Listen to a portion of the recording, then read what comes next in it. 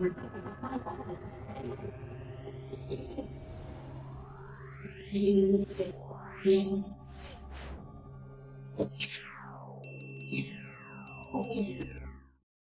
જય શ્રી રામ દોસ્તો. મેં તમે પહેલા એક વિડીયોમાં જણાવ્યું હતું કે આર્મેનિયા એ યુરોપમાં જોઈન થવાનું છે અને એના હવે શું કહેવાય અંસારો મળવા માટે હવે એવું લાગે છે. કેમ કે તમને કશું બતાવું, આ જોઈ લો, આ લોકો રેલિંગનું અને નું કામ, કલરિંગનું કામ ને રેલિંગનું કલરિંગનું કામ ચાલુ છે. આખો રોડ જે છે, આખા રોડની જે રેલિંગ છે બધાનું કામકાજ ચાલુ છે અને નવા નવા રોડ બનવાનું ચાલુ થઈ ગયું છે, જોઈ શકો છો.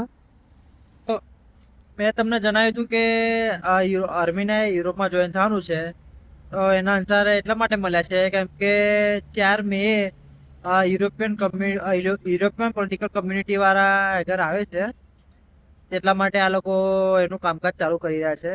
અને યુરોપિયન પોલિટિકલ કમ્યુનિટી વાળા આવવાના છે તો એરપોર્ટ થી લઈને એક સેન્ટર સુધી જે 10-12 કિલોમીટર રોડ છે, આખો રોડ નવો બનાવી દીધો છે. જ્યાં રીલિંગ નું કામ છે બધું જોઈએ તો પાછળ બધું ચાલે જ છે. બધા લોકો કલરિંગ નું કામ ને બધું ચાલી રહ્યું છે, તો જોઈ શકો છો. મેં તમને જે કહ્યું હતું એ વાત સાચી પડી રહી છે. હવે 4 મે પછી ખબર પડે કે આગળ શું થવાનું છે કે શું નહીં, બધું પછી ખબર છે. કેમ કે હજુ કઈ ખબર નથી.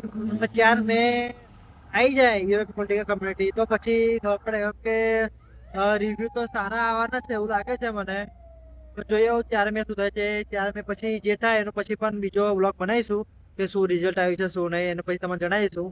આજના વ્લોગમાં તો આટલું છે. જય શ્રી રામ.